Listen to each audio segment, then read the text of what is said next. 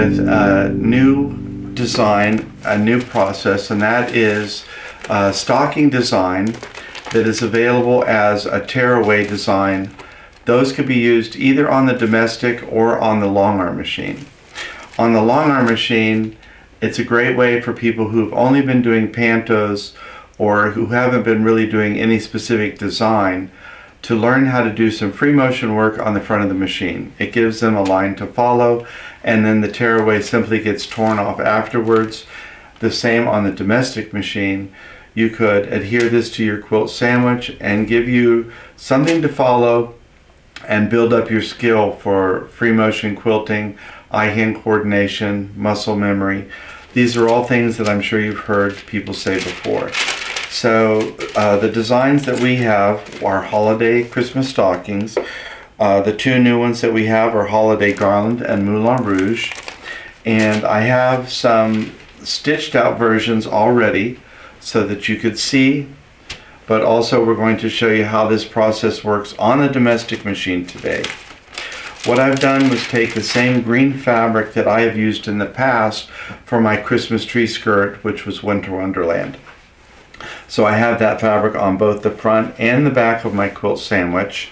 And in the middle I used a fusible batting. With a project this size you may not need the fusible batting.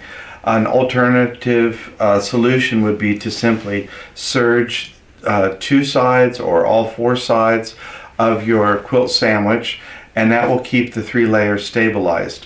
You could also just use a straight stitch on your sewing machine and do all four sides or just two sides, just to keep the quilt sandwich flat and know that you're not getting any folded over edges when you're sewing. And I have separated the two components, the front and back of the stocking, and then you could just spray the back of your pattern with 505. It's a temporary spray adhesive, and you can position that on the top of your quilt sandwich. And we'll take this over to the domestic sewing machine. Today I'm using a variegated isocord thread. It's 40 weight. It's red, green, and white, I believe, and so it will bring out the holiday colors. You could also do couching if you wanted to on this project. That'd be really pretty to have the thicker thread show up. And later, if you wanted to, you could even color in some of the elements of the design, like the holly leaves and the berries. So let's get over to the domestic machine and we can get quilting and get started with this project.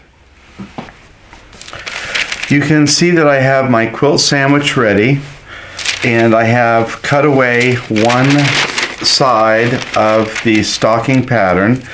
I have plenty of extra space around my stocking, and what I'm going to do is use the 505 temporary spray adhesive and just spray the back of the paper. Depending on what area of the country you live in and your humidity level, the 505 will last varying length of time before it's no longer really adhering to your surface. It is designed to evaporate away. How much time you have really is going to depend on where you live. If you spray this and don't finish the project and set the project aside from 3 months or 5 months, you're going to find that this is no longer adhered to the fabric. But right now, it's very well adhered to the fabric.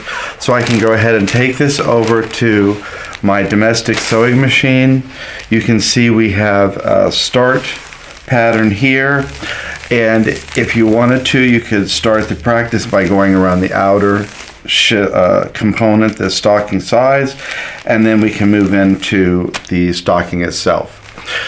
Something like this would also be fun to do with couching thread if you wanted to do that to make the pattern really stand out. But what I'm going to be using today is a variegated isocord thread. This is a red, white, and green variegated thread. It's a 40 weight. So I'm going to go ahead and thread up my domestic sewing machine and get this ready to start stitching out.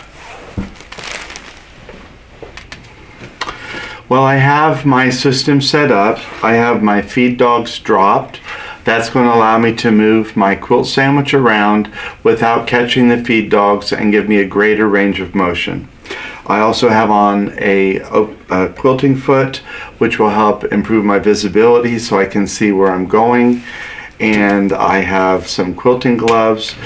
I will say here and now that this is not my go-to method for quilting because I have the digital machine. So I'm not a fantastic free motion quilter, but this will help you improve your skill. It is all a practice game. When you see people who do really beautiful free motion quilting, you know that they've been doing it for many, many years and they practice all the time, either quilting or drawing. So some of the other keys, in my particular case, I can speed up or slow down the speed of my machine, and by slowing it down I can keep my foot completely down on my foot control, and that will be one less thing that I have to think about while I am moving about. As I get a little bit better, I can increase the speed, but I will always have my foot pedal all the way down. So that's one thing I can put out of my head. And I'll probably have to pull my gloves off after I pull the thread up because I won't be able to cut the threads. So I'm going to go ahead and get to a start point.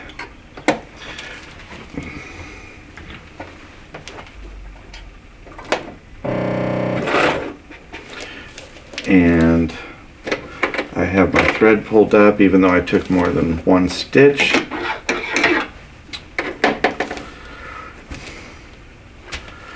And I'm going to hold my threads here.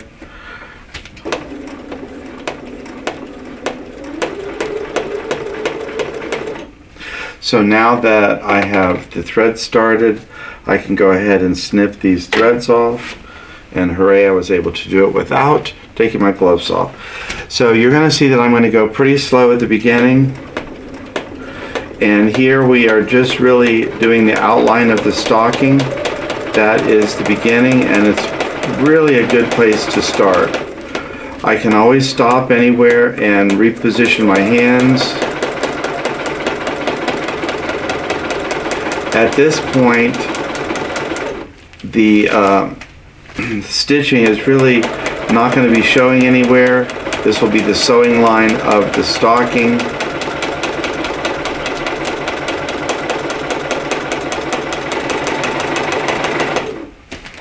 But you can see that it really does give us a place to start. By dropping the needle down, I was able to reposition my whole piece, my whole quilt sandwich.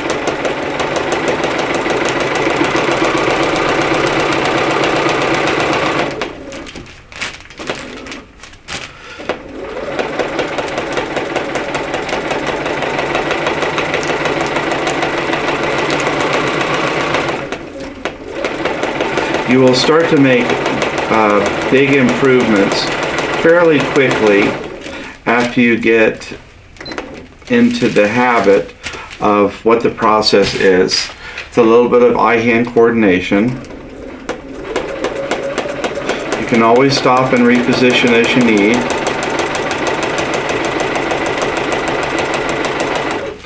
And if you wanted to, you could even quilt the dotted line first before you even get started, just to get some practice of staying on the line.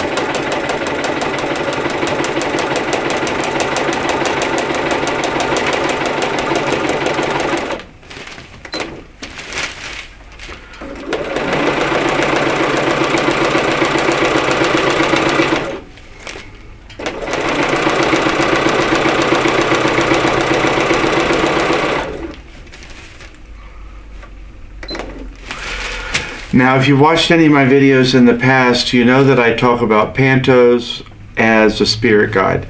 And in that same regard, the design on this paper is a spirit guide also. It's going to guide us in the direction of a design. It is not a drill sergeant. If we go off of the line a little bit, it is not the end of the world. This paper is going to completely be torn off when we're finished, so there's going to be no evidence of what the original intent of the design was supposed to be. We are going to try and follow it, but if we're off a little bit, it's not going to be the end of the world.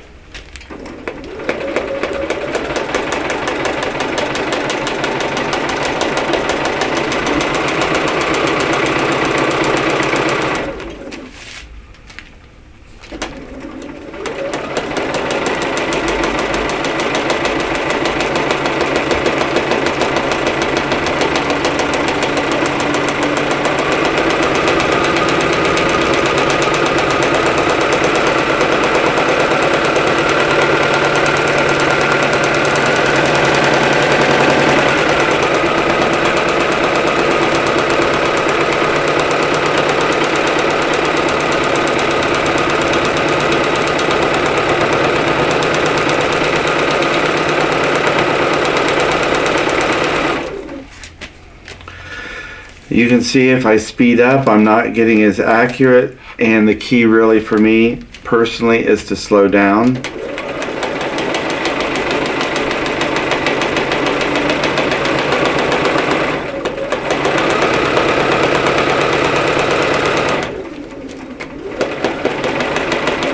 I have to stop sometimes and reposition my hands.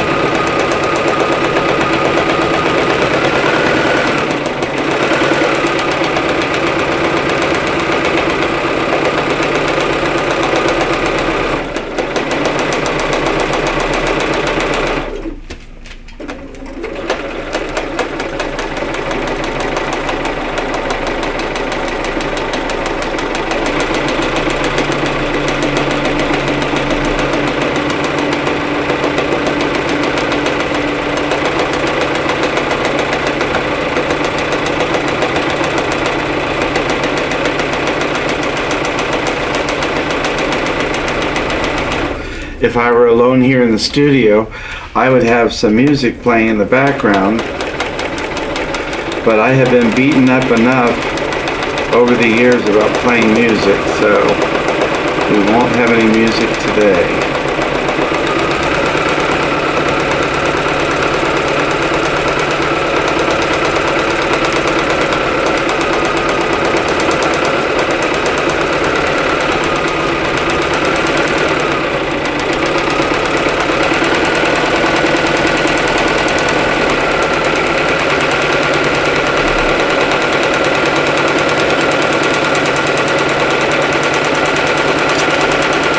Really off on that one.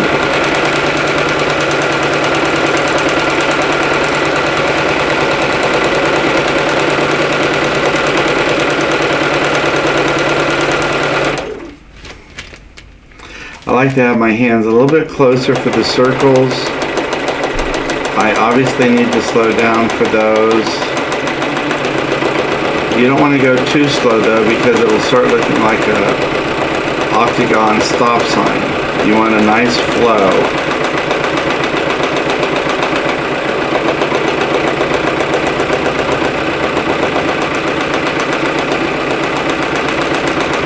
I think also this is like just a mindset of relaxing a little bit, not getting too tense. If I try and stay at a nice pace, a nice clip like I am now, I do better. But I'm not going to lie, sometimes my impatient nature gets the best of me.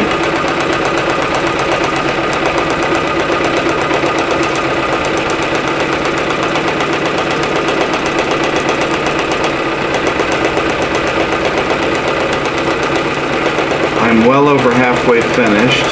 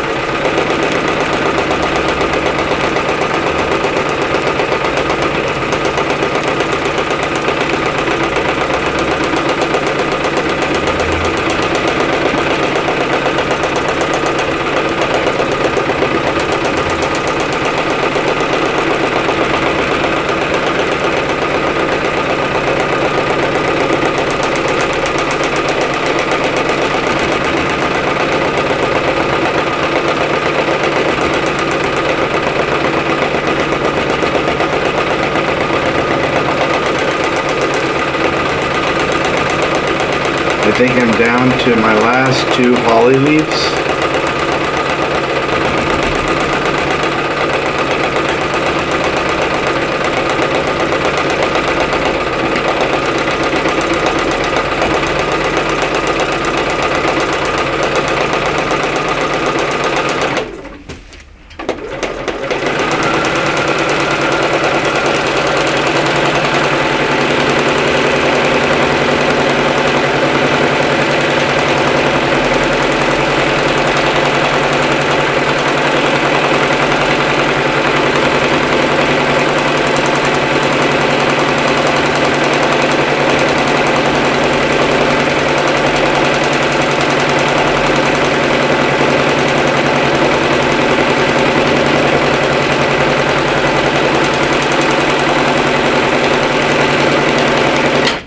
And that's it for my stocking. Let's go ahead and clip the threads.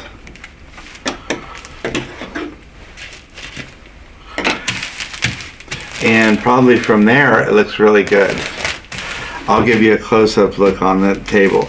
There are a couple places where I was extremely off, but in many places I did very good. One of the things you might want to consider when you're doing yours, you have a front and a back of the stocking. Perhaps you want to do whatever would be your back first, so depending on which way you wanted them to hang. If you did the back side first, get a little practice under your belt, and then when you get around to the front, you're going to be better than you were the first time. There's nothing magic about this process. It is just another tool to use to learn how to perfect your skill level.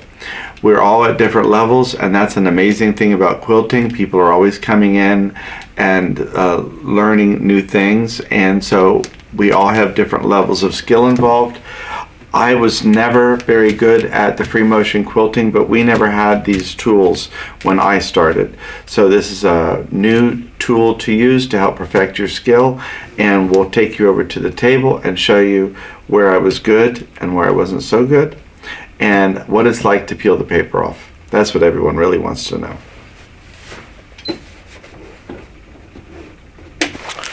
If we are critiquing my work, which I imagine we are, you can see in many places you can't see my stitches because it's directly on the line. Around the stocking, I'm not worried at all because that's my sewing line for the stocking, so any mistakes there are not going to be evident. I'm a little bit off here, and I was a little bit off here. It's those swirls that got me each time. But then it comes down to the process of peeling the paper. And you can see the 505, because we just sprayed that, is still sticking pretty good to the fabric. But I could use that piece to stick my other pieces to. The paper was specifically designed to be easy to peel away, but it's going to be a little bit harder where we have some tight stitching on top of each other. But still, it's just a matter of getting in and peeling the paper off.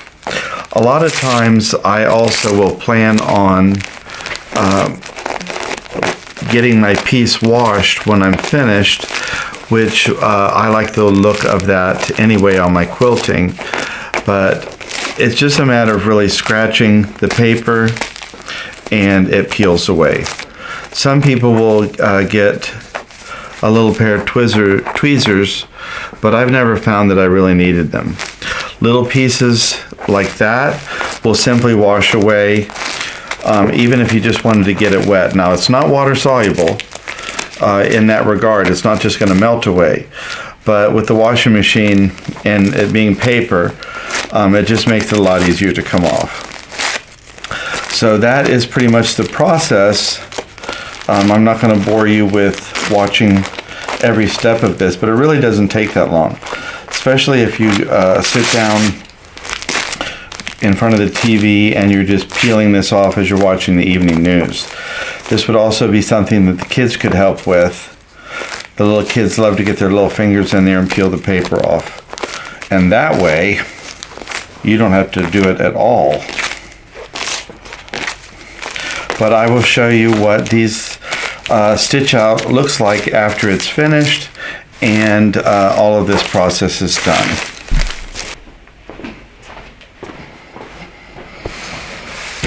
Here is the back side of the quilting, so you can see how nicely the quilting comes out when you're finished and the paper is taken away. And here is another version of one of the other patterns that are available. So very easy process. It's a great learning tool. It would even be great for helping to learn some of the younger ones who are eager to learn about free motion quilting and pass down the knowledge that we have. So the Tear Away paper is a great tool. It also comes in edge-to-edge designs, as well as some specific designs like the stocking. So I've shown you how easy this process is to just use a little bit of 505 to adhere the Tear Away paper to the top of your project, whether it's a stocking or some other type of quilting. I used the fusible batting in mine, but depending on the size of your project, you could choose whatever you want to use. We just don't recommend ever putting the paper over top of pens, whether they are straight pens or safety pens, because you don't want to run over a pen with your machine stitching. That's never good. Thanks for stopping by the studio today, and I hope to see you again next time.